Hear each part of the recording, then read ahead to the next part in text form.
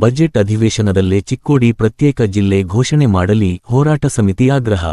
ಚಿಕ್ಕೋಡಿ, ಬೆಳಗಾವಿ ಜಿಲ್ಲೆಯನ್ನು ವಿಭಜಿಸಿ ಚಿಕ್ಕೋಡಿಯನ್ನು ಪ್ರತ್ಯೇಕ ಜಿಲ್ಲೆಯಾಗಿ ಘೋಷಿಸಬೇಕೆಂಬ ಬೇಡಿಕೆ ಮತ್ತೆ ಜೋರಾಗಿದೆ. ಬರುವ ಬಜೆಟ್ ಅಧಿವೇಶನದಲ್ಲೇ ಸರ್ಕಾರ ಸ್ಪಷ್ಟ ಘೋಷಣೆ ಮಾಡಬೇಕು ಎಂದು ಚಿಕ್ಕೋಡಿ ಜಿಲ್ಲಾ ಹೋರಾಟ ಸಮಿತಿ ಒತ್ತಾಯಿಸಿದೆ. ಪಟ್ಟಣದ ಪ್ರವಾಸಿ ಮಂದಿರದಲ್ಲಿ ನಡೆದ ಪತ್ರಿಕಾಗೋಷ್ಠಿಯಲ್ಲಿ ಮಾತನಾಡಿದ ಚಿಕ್ಕೋಡಿ ಜಿಲ್ಲಾ ಹೋರಾಟ ಸಮಿತಿ ಅಧ್ಯಕ್ಷ ಸಂಜು ಬಡಿಗೇರ ಅವರು, ಬೆಳಗಾವಿ ಜಿಲ್ಲೆಯನ್ನು ವಿಭಜಿಸುವ ವಿಚಾರದಲ್ಲಿ ವರ್ಷಗಳಿಂದ ಸುಳ್ಳು ಭರವಸೆ ನೀಡಲಾಗುತ್ತಿದೆ ಎಂದು ಆಕ್ರೋಶ ವ್ಯಕ್ತಪಡಿಸಿದರು. ಬರುವ ಬಜೆಟ್ ಅಧಿವೇಶನದಲ್ಲಿ ನಮ್ಮ ಭಾಗದ ಮಂತ್ರಿಗಳು ಹಾಗೂ ಶಾಸಕರು ಗಟ್ಟಿಯಾಗಿ ಧ್ವನಿ ಎತ್ತಬೇಕು, ಇನ್ನೂ ವಿಳಂಬ ಮಾಡಿದರೆ ಜನರು ಚುನಾವಣೆಯಲ್ಲಿ ತಕ್ಕ ಪಾಠ ಕಲಿಸಲಿದ್ದಾರೆ ಎಂದು ಎಚ್ಚರಿಸಿದರು. ಸಮಾಜ ಸೇವಕ ಚಂದ್ರಕಾಂತ ಹುಕ್ಕೇರಿ ಮಾತನಾಡಿ, ಚುನಾವಣೆಗೆ ಮುನ್ನ ನಾಯಕರು ನೀಡಿದ ಭರವಸೆ ಇನ್ನೂ ಈಡೇರಿಲ್ಲ ಎಂದು ಟೀಕಿಸಿದರು. ಚುನಾವಣಾ ಪ್ರಚಾರ ಸಭೆಯಲ್ಲಿ ಚಿಕ್ಕೋಡಿ ಜಿಲ್ಲೆ ಘೋಷಣೆ ಮೊದಲ ಕಾರ್ಯವಾಗುತ್ತದೆ ಎಂದು ಹೇಳಲಾಗಿತ್ತು. 3 ವರ್ಷ ಕಳೆದರೂ ಯಾವುದೇ ಕ್ರಮ ಕೈಗೊಂಡಿಲ್ಲ ಎಂದು ಅಸಮಾಧಾನ ವ್ಯಕ್ತಪಡಿಸಿದರು. ಉಪಾಧ್ಯಕ್ಷ ಚಂದ್ರಶೇಖರ ಅರಭಾವಿ ಮಾತನಾಡಿ, ಆರೋಗ್ಯ, ಶಿಕ್ಷಣ ಹಾಗೂ ಉದ್ಯೋಗ ಕ್ಷೇತ್ರದಲ್ಲಿ ಸಮಗ್ರ ಅಭಿವೃದ್ಧಿಗಾಗಿ ಚಿಕ್ಕೋಡಿ ಜಿಲ್ಲೆ ಅಗತ್ಯವಿದೆ ಎಂದು ಹೇಳಿದರು. ಬೆಳಗಾವಿ ಜಿಲ್ಲೆ ವಿಶಾಲವಾಗಿರುವ ಕಾರಣ ಅನುದಾನ ಕೊರತೆ ಎದುರಾಗಿದೆ. ಪ್ರತ್ಯೇಕ ಜಿಲ್ಲೆ ಘೋಷಿಸಿದರೆ ಸಾಮಾಜಿಕ ಹಾಗೂ ಆರ್ಥಿಕ ಅಭಿವೃದ್ಧಿಗೆ ವೇಗ ಸಿಗಲಿದೆ ಎಂದು ಅಭಿಪ್ರಾಯಪಟ್ಟರು. ಒಟ್ಟಿನಲ್ಲಿ ಬರುವ ಬಜೆಟ್ ಅಧಿವೇಶನದಲ್ಲೇ ಚಿಕ್ಕೋಡಿ ಜಿಲ್ಲೆ ಘೋಷಣೆ ಮಾಡುವಂತೆ ಹೋರಾಟ ಸಮಿತಿ ಸರ್ಕಾರಕ್ಕೆ ಗಡುವು ನೀಡಿದೆ. ಸರ್ಕಾರ ಯಾವ ನಿರ್ಧಾರ ಕೈಗೊಳ್ಳುತ್ತದೆ ಎಂಬುದು ಕುತೂಹಲ ಮೂಡಿಸಿದೆ. ಇವತ್ತು ಎಲ್ಲ ಮಾಧ್ಯಮಕ್ಕೆ ನಮಸ್ಕರಿಸ್ತಾ, ಇವತ್ತು ಪ್ರೆಸ್ ಮೀಟ್ ಸುದ್ದಿಗೋಷ್ಠಿ ಮಾಡೋದು ಉದ್ದೇಶ ಇಷ್ಟ. ಕಳೆದ 30 ವರ್ಷದಿಂದ ನಾವು ಈ ಭಾಗದ ಜನ ಚಿಕ್ಕೋಡಿ ಜಿಲ್ಲಾ ಬೇಕಂತ 30 ವರ್ಷದಿಂದ ಹೋರಾಟ ನಡೆದೈತಿ. ಈ ಭಾಗದ ಜನಪ್ರತಿನಿಧಿಗಳಾಗಲಿ ಸರ್ಕಾರ ಆಗಲಿ ಮಾಡ್ತೇವೆ ಅಂತ ಹೇಳ್ಕೊತ ಹೊಂಟಿದ್ದಾರು. ಆದರೆ ಇವತ್ತಿನವರೆಗೂ ಮಾಡೋಕ್ಕೆ ತಯಾರಿಲ್ಲ.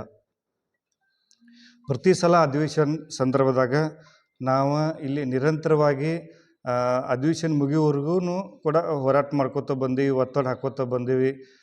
ಜನಪ್ರತಿನಿಧಿಗಳು ಒತ್ತಡ ಹಾಕೋದಾಗಲಿ, ಅಧಿವೇಶನದಾಗ ನೀವು ಮಾತಾಡ್ರಿ, ಧ್ವನಿ ಎತ್ತಿರಿ, ನೀವು ಕೇಳ್ರಿ, ಈ ಭಾಗದ ಬೇಡಿಕೆ ಇಡ್ರಿ, ಮಾಡ್ರಿ ಅಂತಲೂ ಮಾಡ್ಕೋತ ಬಂದೆವು. ಆದ್ರೂ ಸರ್ಕಾರಗಳ ನಾವು ಮಾಡ್ತೇವೆ, ಸಭೆ ಕರಿತೇವೆ, ಶಾಸಕರ ಎಲ್ಲರೂ ಕೇಳ್ತೇವೆ, ಆಮೇಲೆ ಮಾಡ್ತೇವೆ ಅಂತ ಹೇಳ್ಕೊತ ಹೋಗ್ತಾರೆ. ಹೊರತಾಗಿ ಅವ್ರ ಜಿಲ್ಲಾ ಮಾಡೋಕ್ಕೆ ತಯಾರಿಲ್ಲ. ನಂತರ ಕೇಂದ್ರ ಸರ್ಕಾರ ಕೂಡ ಒಂದು ಗೈಡ್ಲೈನ್ ಕೊಟ್ಟಿತ್ತು, ಡಿಸೆಂಬರ್ 31 ನೀವು ವಿಂಗಡಣೆ ಮತ್ತೊಂದು ನೀವು ಮಾಡೋದ್ರೆ ಮಾಡ್ಬೋದು. ಆದರೂ ಸರ್ಕಾರ ಆ ಸುತ್ತೋಲೆಗೆ ನಿರ್ಲಕ್ಷ್ಯ ತೋರಿತು, ಅದರ ಬಗ್ಗೆ ಕಾಳಜಿ ವಹಿಸಲಿಲ್ಲ. ಸರ್ಕಾರ ಪ್ರತಿನಿಧಿ ಆಗಲಿ, ಸರ್ಕಾರ ಆಗಲಿ, ನಮ್ಮ ಕೇಂದ್ರ ಸರ್ಕಾರ ಗೈಡ್ಲೈನ್ ಕೊಟ್ಟೈತಿ, ನಾವು ಅದ್ರ ಬಗ್ಗೆ ಚಿಂತನೆ ಮಾಡಬೇಕು, ವಿಚಾರ ಮಾಡಬೇಕು. ವಿಂಗಡಣೆ ರಾಜ್ಯದಾಗ ವಿಂಗಡಣೆಗಳು ಆಗೋ ಇದ್ದಾವೆ, ಹೋಗೋ ಇದ್ದಾವೆ. ಆ ಸುತ್ತೋಲೆ ಬಗ್ಗೆ ಒಬ್ಬರು ತಲೆ ಕೆಡಿಸ್ಕೊಲಿಲ್ಲ, ಒಬ್ಬರು ಮಾತಾಡಲಿಲ್ಲ. ನಮ್ಮ ಜಿಲ್ಲಾ ಉಸ್ತುವಾರಿ ಇರ್ಬೋದು, ರಾಜ್ಯದ ಮುಖ್ಯಮಂತ್ರಿ ಇರ್ಬೋದು, ರಾಜ್ಯ ಸರ್ಕಾರದ ಅಧಿಕಾರಿಗಳು ಇರ್ಬೋದು, ಒಬ್ಬರು ಕೂಡ ಆ ಸುತ್ತೋಲೆ ಬಗ್ಗೆ ಚಕಾರನೇ ಎತ್ತಲಿಲ್ಲ. ಅದನ್ನು ನಾವು ಖಂಡಿಸ್ತೀವಿ. ಅದನ್ನು ಕಾಟಾಚಾರಕ್ಕೇನೋ ಅನಿಸ್ತೈತಿ. ನಮಗೆ ಮತ್ತೊಂದು ಎಲ್ಲ ಕಡೆ ಏನಪ್ಪ ಅಂದ್ರೆ, ಆ ಸುತ್ತೋಲೆ ಕೇಂದ್ರ ಸರ್ಕಾರ ನಮಗೆ ಆ ವಿಚಾರ ಬೇಡ. ಯಾಕಂದ್ರೆ ಇನ್ನು ಜನಗಣತಿ ಸ್ಟಾರ್ಟ್ ಆಗಿಲ್ಲ. ಸರ್ಕಾರ ಯಾರ ಮಾಧ್ಯಮದವರು, ಹೋರಾಟಗಾರ, ಸರ್ಕಾರಕ್ಕಾಗಲಿ, ಈ ಭಾಗದ ಜನಪ್ರತಿನಿಧಿಗಾಗಲಿ, ಮಂತ್ರಿಗಾಗಲಿ ಪ್ರಶ್ನೆ ಜಿಲ್ಲೆ ವಿಷಯ, ವಿಭಜನೆ ವಿಷಯ ಮಾತಾಡ್ರ, ಇಲ್ಲ ನಾವು ಮಾಡ್ತೇವೆ, ಸಭೆ ಕರಿತೇವೆ ಅಂತಲೇ ಉತ್ತರ ಕೊಡ್ತಾರೆ. ಹೊರತಾಗಿ ಅದು ಡೆಡ್ಲೈನ್ ಮುಗ್ದೈತಿ, ನಮ್ಗೆ ಮಾಡೋಕೆ ಅವಕಾಶ ಇಲ್ಲ ಕಾನೂನ್ದಾಗ ಅಂತ ಹೇಳೋದೇ ಇಲ್ಲ ಅವರು. ಅದಕ್ಕೆ ನಾವೇನು ಒತ್ತಾಯ ಮಾಡ್ತೇವೆ ಅಂದರೆ, ಈಗ ನೀವು ಯಾರಾದ್ರೂ ಈಗ ಜಿಲ್ಲಾ ಮಂತ್ರಿಗೆ ನೀವು ನಾಳೆ ಕೇಳ್ರಿ ಪ್ರಶ್ನೆ, ಯಡ್ಡೂರಿಗೆ ಜಾತ್ರೆ ನಡೆದೈತಿ, ಅವ್ರೇನು ಉತ್ತರ ಕೊಡ್ತಾರೋ? ಮಾಡೋನು CM ಕಡೆ ಐತಿ, ಇಲ್ಲಾಂದ್ರೆ ಅವಧಿ ಮುಗ್ದೈತಿ, ಮಾಡೋಕೆ ಬರೋದಿಲ್ಲ ಅಂತ ಹೇಳೋದೇ ಇಲ್ಲ ಅವರು. ಅದಕ್ಕಾಗಿ ನಾವೇನು ಒತ್ತಾಯ ಮಾಡ್ತೇವೆ, ಈಗ ನಾಳೆ 6 ತಾರೀಕಿನ ಕರ್ನಾಟಕ ಸರ್ಕಾರ ಬಜೆಟ್ ನಡೆದಿತ್ತಲ್ಲ, ಆ ಬಜೆಟ್ದಾಗ ಬೆಳಗಾವಿ ಜಿಲ್ಲೆ ಬೇಡಿಕೆ ಏನಪ್ಪ ಅಂದ್ರೆ, ಜನರ ನಿರೀಕ್ಷೆ ಏನಂದ್ರೆ ಬೆಳಗಾವಿ ಜಿಲ್ಲಾ ವಿಭಜನೆ ಆಗಬೇಕು. ಮೊದಲೇ ಬೇರೆ ಬೇರೆ ನೀರಾವರಿ ವಿಷಯ ಇರ್ಬೋದು, ರಸ್ತೆ ವಿಷಯ ಇರ್ಬೋದು, ಬೇರೆ ಬೇರೆ ವಿಷಯಗಳು ಸರ್ಕಾರ ಮುಂದೆ ಪ್ರಸ್ತಾವನೆ ಇಲ್ಲ. ಬಜೆಟ್ ನಿರೀಕ್ಷೆ ಬಜೆಟ್ ಬಗ್ಗೆ ಭಾಗದ ಬೆಳಗಾವಿ ಜನ ನಿರೀಕ್ಷೆ ಏನು ಮಾಡಪ್ಪ ಇತ್ತಂದ್ರೆ ಬೆಳಗಾವಿ ಜಿಲ್ಲೆ ವಿಭಜನೆ ಆಗಬೇಕು, ವಿಭಜನೆ ಆಗಿ ಚಿಕ್ಕೋಡಿ ಮತ್ತೊಂದು ಜಿಲ್ಲೆ ಆಗಬೇಕಂತ ಈ ಬಜೆಟ್ ಒಳಗೆ ನಿರೀಕ್ಷೆ ಮಾಡೋದೈತಿ ಜನ. ಅದಕ್ಕೆ ನಾವು ಇವತ್ತು ಒತ್ತಾಯ ಮಾಡ್ತೀವಿ, ನಾಳೆ ನಡೆಯುವಂಥ ಬಜೆಟ್ದಾಗ ಚಿಕ್ಕೋಡಿ ಜಿಲ್ಲೆ ಆಗಬೇಕಂತ ನಾವು ಇವತ್ತಿನ ಇವತ್ತು ಸುದ್ದಿಗೋಷ್ಠಿ ಮುಖಾಂತರ ನಾವು ರಾಜ್ಯ ಸರ್ಕಾರಕ್ಕಾಗಲಿ ಈ ಭಾಗದ ಜನಪ್ರತಿನಿಧಿಗಳಾಗಲಿ ಒತ್ತಾಯನ ಮಾಡ್ತೀವಿ. ನೀವು ಈ ಸಲ ಬಜೆಟ್ದಾಗ ಮಾಡಾಕಬೇಕು, ಮಾಡಲಿಲ್ಲ ಅಂದ್ರೆ ನಾವು ಸರ್ಕಾರ ವಿರುದ್ಧವಾಗಿ ಈ ಭಾಗದ ಜನಪ್ರತಿನಿಧಿ ವಿರುದ್ಧವಾಗಿ ನಿರಂತರವಾಗಿ ಧರಣಿ ಪ್ರತಿಭಟನೆ ಮಾಡಬೇಕಾಗುತ್ತೆ. ಯಾಕಂದ್ರೆ ಈಗ ಸಾಕಾಗಿತ್ತು, ಅದು 30 ವರ್ಷದಿಂದ ನಾವು ಹೋರಾಟ ಮಾಡ್ಕೊತ ಬಂದೀವಿ. ಜನ ಎಷ್ಟು ಅಂತ ಸಹಿಸ್ಕೋಕೆ ಸಾಧ್ಯ ಐತಿ. ಒಂದು ದಂಗೆ ಇರುವಂಥ ಸಂದರ್ಭ ಪರಿಸ್ಥಿತಿ ಬಂದರೆ ಬರ್ಬೋದು. ಮೊನ್ನೆ ಧಾರವಾಡದಾಗ ನೀವು ನೋಡ್ರಿ, ಯುವಕರ ಯಾವ ಪರಿಸ್ಥಿತಿ, ಯಾವ ದಿಕ್ಕಿಗೆ ಹೋರಾಟ ಹೊಂಟಿತ್ತು. ಇವತ್ತು ಮಾಧ್ಯಮದ ಸ್ನೇಹಿತರು ಕರೆದಿರ್ತಕ್ಕಂಥ ಉದ್ದೇಶ, ಈಗಾಗಲೇ ಅಧ್ಯಕ್ಷರು ಮತ್ತು ಕಾರ್ಯದರ್ಶಿ ಅವರು ಸಾಕಷ್ಟು ಇದ್ರ ಬಗ್ಗೆ ವಿವರಣೆಯನ್ನು ಕೊಟ್ಟಿದ್ದಾರೆ. ಬಹುಶಃ ಯಾವುದೇ ತಾಲೂಕಾ, ಜಿಲ್ಲೆ, ರಾಜ್ಯಗಳಿರ್ಬೋದು, ಅಲ್ಲಿ ಮೊಟ್ಟ ಮೊದಲಾಗಿ ಬೇಕಾಗಿರ್ತಕ್ಕಂಥದ್ದು ಒಂದು ಆರೋಗ್ಯ, ಇನ್ನೊಂದು ಶಿಕ್ಷಣ. ಇವು ಎರಡು ಯಾವಾಗ ಕುಂಠಿತ ಆಗ್ತವೆ ಆವಾಗ ಪ್ರತಿಯೊಂದಕ್ಕೂ ಕೂಡ ಹಿನ್ನಡೆ ಆಗ್ತವೆ. ಇದಕ್ಕೆ ಯಾವಾಗ ಹಣಕಾಸಿನ ಕೊರತೆ ಆಗ್ತದೆ ಅಂದರೆ, ಕಳೆದ ಬೇರೆ ಬೇರೆ ರಾಜ್ಯದಲ್ಲಿ 35 ಜಿಲ್ಲೆಗಳಲ್ಲಿ ನಮ್ಮದು ಅತ್ಯಂತ ದೊಡ್ಡ ಜಿಲ್ಲೆ ಇರತಕ್ಕಂಥದ್ದು. ಯಾವುದೇ ಒಂದು ಜಿಲ್ಲೆಗೆ ಅನುದಾನವನ್ನು ಕೊಡಬೇಕಾದ್ರೆ ಇಂತಿಷ್ಟು ಅಂತ ತಿಳ್ಕೊಂಡು ಬಜೆಟ್ ಮಾಡುವಾಗ ಅದನ್ನು ಘೋಷಣೆ ಮಾಡ್ತಾರೆ. ಅಲ್ಲಿರ್ತಕ್ಕಂಥವು ಕೇವಲ 3-4 ತಾಲೂಕುಗಳಿಗೆ ಇರ್ತಕ್ಕಂಥ ಅನುದಾನ, ನಮ್ಮದು 15 ತಾಲೂಕುಗಳು ಇರ್ತಕ್ಕಂಥ ಅನುದಾನ. ಇಲ್ಲಿ ಕುಂಠಿತ ಆಗಲಿಕ್ಕೆ ಏನು ಕಾರಣಪ್ಪ ಅಂದ್ರೆ, ವಿಂಗಡಣೆ ಮಾಡುವಂಥ ಸಂದರ್ಭದೊಳಗೆ ಇನ್ನೊಂದು ಕಡೆ 5-5 ಲಕ್ಷ ಬಂದರೆ ನಮ್ಗೆ 50-50 ಸಾವಿರ ಬರ್ತಾ ಇದೆ. ಆ ಹಿನ್ನೆಲೆ ಒಳಗೆ ಯಾಕೆ ಬೆಳಗಾವಿ ಜಿಲ್ಲೆಯನ್ನು ವಿಭಜಿಸಿ ಚಿಕ್ಕೋಡಿ ಮತ್ತು ಗೋಕಾಕ ಸುಮಾರು 30 ವರ್ಷಗಳಿಂದ ಏನು ಒಂದು ಮಾಡಬೇಕಂತಕ್ಕಂಥ ಕೂಗಿದೆ, ಇದಕ್ಕೆ ಭಾಳಷ್ಟು ಜನ ಹಿಂದಿನ ಹಿರಿಯರು, ನಾಯಕರು ಕೂಡ ಮಾಹಿತಿಯಾಗಿ ಹೋಗಿರ್ತಕ್ಕಂಥ ದಿನಮಾನಗಳು ಬಂದು ನಾವೆಲ್ಲ ನೋಡಿದ್ದೇವೆ ಈಗಾಗಲೇ.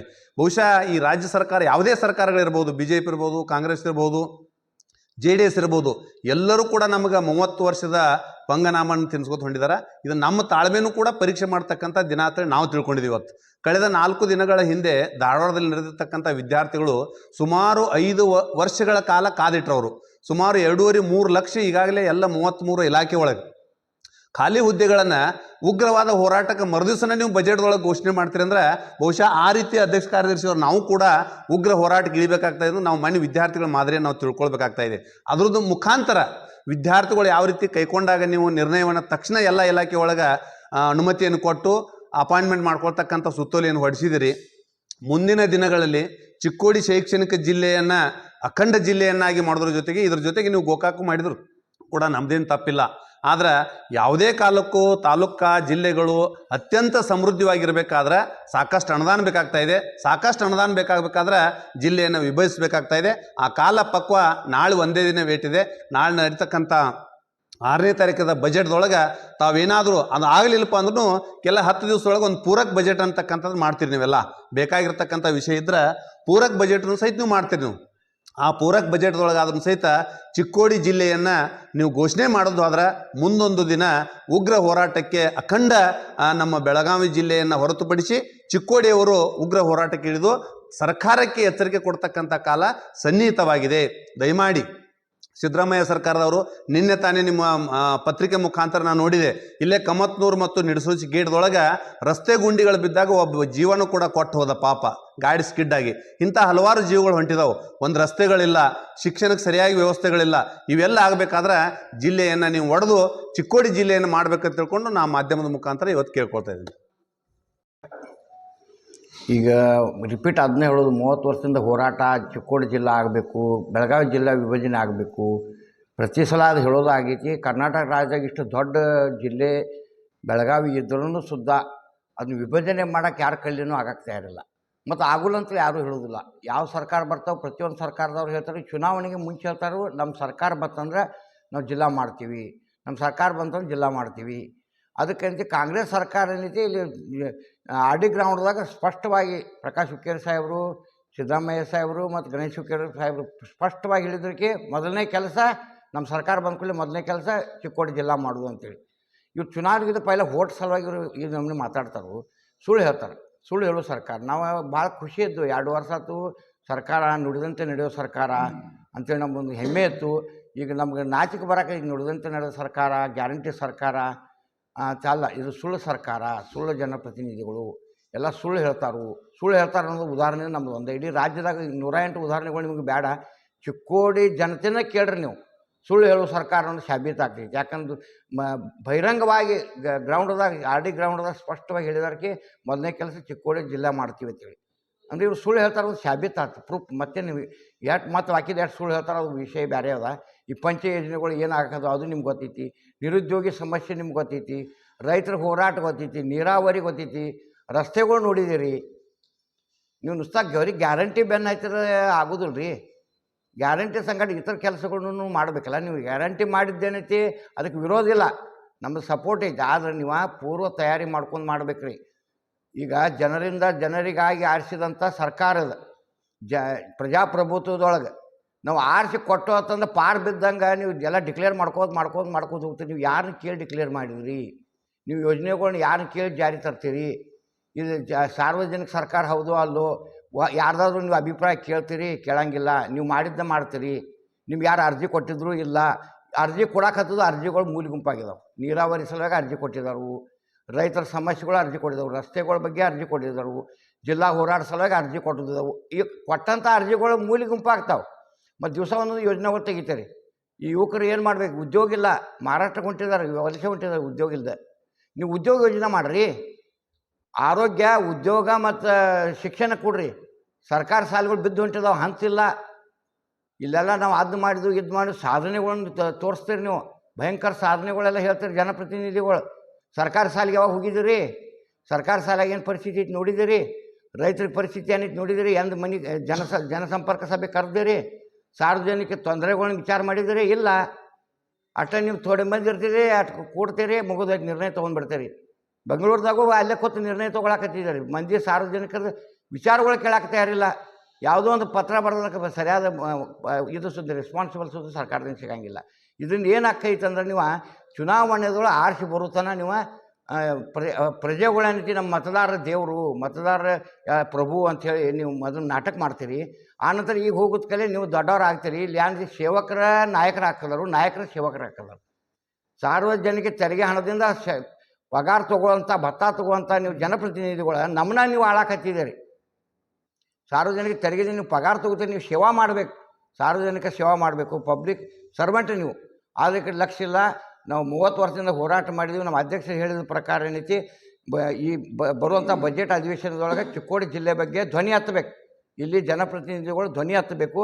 ಧ್ವನಿ ಎತ್ತಿ ಸರ್ಕಾರಕ್ಕೆ ನೀವು ಬೇಡ್ರಿ, ಜಿದ್ದು ಮಾಡಿ ಬೇಡ್ರಿ, ನಮ್ಗೆ ಬೇಕು, ನಾವು ಕೊಡಿಸೋ ಹೇಳಂಗಿಲ್ಲ ಅಂತೇಳಿ ನೀವು ಜಿದ್ದದಿಂದ ಬೇಡ್ರಿ. ಜಿಲ್ಲಾ ಡಿಕ್ಲೇರ್ ಆಗಬೇಕು. ಆಗಲಿಲ್ಲ ಅಂತಂದ್ರೆ ಬರೋ ದಿವಸದೊಳಗೆ ನಮ್ಮ ಅಧ್ಯಕ್ಷರ ನೇತೃತ್ವದೊಳಗೆ, ಭೀಮಪ್ಪ ಗಡಾದ್ ಇವರ ನೇತೃತ್ವದೊಳಗೆ ಕಿತ್ತೂರು ಕರ್ನಾಟಕ, ತೆಲಂಗಾಣ ಮಾದರಿಯೊಳಗೆ ಕಿತ್ತೂರು ಕರ್ನಾಟಕ ಪ್ರತ್ಯೇಕ ರಾಜ್ಯ ಬೇಡೋ ಪರಿಸ್ಥಿತಿ ಬರ್ತೈತೆ ಅಂತೇಳಿ ತಮ್ಮ ವಾಹಿನಿ ಮುಖಾಂತರ ಹೇಳಲಿಕ್ಕೆ ಇಷ್ಟಪಡ್ತೀನಿ.